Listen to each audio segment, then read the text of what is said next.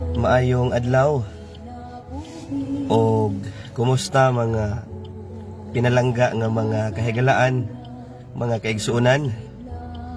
Ako nagaampo og nagapanginaot nga ang matag sa kaninyo anaa sa maayong nga kahimtang, uban ang dako nga kalipay tungod sa walay kinutuban nga gugma kaayo sa Dios alang sa atong matag usa ka kinabuhi.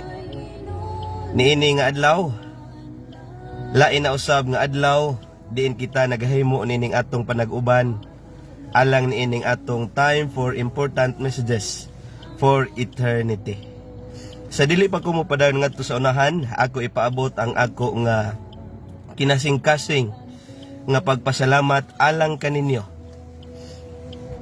Karon ang adlaw nga ako nagasaulog tungod sa ika-34 katuig nga gihatag sa Dios sa akong kinabuhi. Dako gayod ang akong pagpasalamat sa inyo nga mga birthday greetings. Nagahatag og dugang kamabulokon og nagahatag og dugang kamahinungdanon niining pinasahing adlaw sa akong kinabuhi. Akong gipasalamatan ang akong pinalangga nga kapikas kinabuhi. Ani asa loyo, asa na to? Makita po diha, Mrs. O ang amo nga baby. Usa ni sila sa dako nga mga panalangin nga gihatag sa Dios sa akong kinabuhi kauban sa akong mga ginikanan, mga igsuon o inguman sa panimalay ni Mrs. kauban sa ako nga mga tinahod nga mga kaubanan sa buhat, mga administrators dinhi sa atong buhatan Islisayan Conference, kauban sa mga directors, tanan nga mga kauban nga mga magbuhat. Salamat sa inyo nga pag-greet o pagpaabot sa inyong makapadasig nga mga mensahe iniining pinasahi nako nga adlaw. Salamat sa akong mga kaigsuunan o atong mga kaigsuunan nga nagapaabot usab sa inyo nga mga birthday greetings.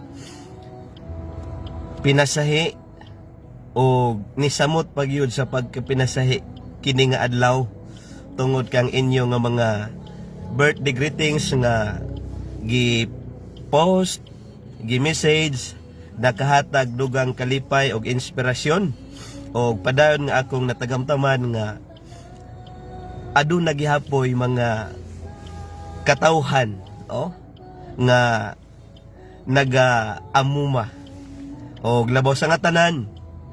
Ako ipaabot ang pagpasalamat ngadto sa atong gamhanan nga Dios nga maoy tinubdan sa tanan, magbubuhat, nagahatag kanatos kinabuhi o ingon pa sa mong awit ang ato nga paghinumdum kaniya sa usa ka sakripisyo nga iyang gihimo kanato, nagahatag sa pagpadayon sa pagpamatuod nga siya nagahigugma kanimo o kanako. Karon nga hapon mga kahiglaan, salamat og salamat gyud og dako nga nihimo kamo sa paglantaw sa ato nga live.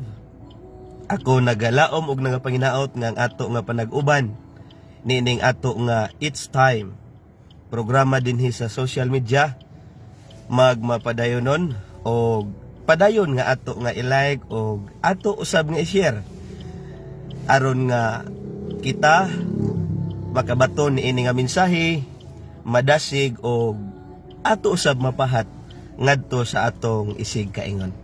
Karon nga hapon usa sa maanindot nga mensahe nga gipaabot o ipaabot ang Dios kanato. Mensahe mahitungod sa pagpaubos o mahitungod sa paghinulsol sa atong pagkinabuhi nining kalibutan na tinuod aduna tay mga kapakyasan. Adunay uban nga mga tawo nga sa panahon sa bagong tuig na sila gitawag nga mga New Year's resolution. Nindot. Pero mga igsoon, hinaot unta nga kana nga mga resolution o New Year's resolution dili lang kutob sa pitsa uno sa bulan sa Enero. Apan hinaot matag adlaw mamahimo gayod nga magpadayonon mga kaigsuonan. So ani ang pipila ka mga punto aron nga atong mahimo no ang mapadayunon o makanunayon nga pagreporma sa atong matag sa kinabuhi, pagpaubos gikinahanglan tungod kay dili ta perpekto ni ining kalibutan na adun ray mga kapakyasan. Pero taliwala ni ana kung adun natay kinayas pagpaubos, mahimo nato ang pagduol diha sa tiilan sa Ginoo, pagduol sa mga tao diin ta nakapasubo or nasuban ba o kita ba ang nahisubo tungod sa ilang gibuhat. Pinaagi sa atong pagpaubos mahatagan og kinutuban sa kung unsa man ang mga gap nga atong nahimo. Og labos nga tanan atubangan sa atong Ginoo, pagpaubos, paghinulsol, pagpangayog pasaylo, padayon nga atong paghimuon tungod kay sa ingon niini uban sa giya sa balang espiritu sa matag adlaw natong pagkinabuhi, ang ato nga mga buhat, ang ato nga mga desisyon nga paghimuon ato gayud nga mamahimong maipasubay diha sa kabubuton sa atong Dios. Pinaagi og diha lamang kang Ginoong Hesus atong maangkon ang tinuod nga reformasyon sa atong kinabuhi. Busa mga kahigalaan, mga kaigsuunan, mga suki nga tigtanaw niining ato nga Facebook live, hinaot samtang ta magapadayon sa atong pagkinabuhi matag adlaw, samtang ta magapadayon ngadto sa unahan. Magkinabuhi kita uban ang pagkamapainobsanon ug taliwala sa atong mga kapakyasan sa makanunayon muduol kita diha sa Dios. Kayang iyang saad diha sa balaang kasulatan 1 Juan 1:9, if we confess our sins to God, He is faithful and just to forgive us from all our sins and to cleanse us from all of our unrighteousness. Maayong hapon kaninyong tanan mga kaigalaan. Dinhi kutob ang ato nga panag-uban o mensahe niini nga adlaw. Ang Dios magapanalangin kanatong tanan.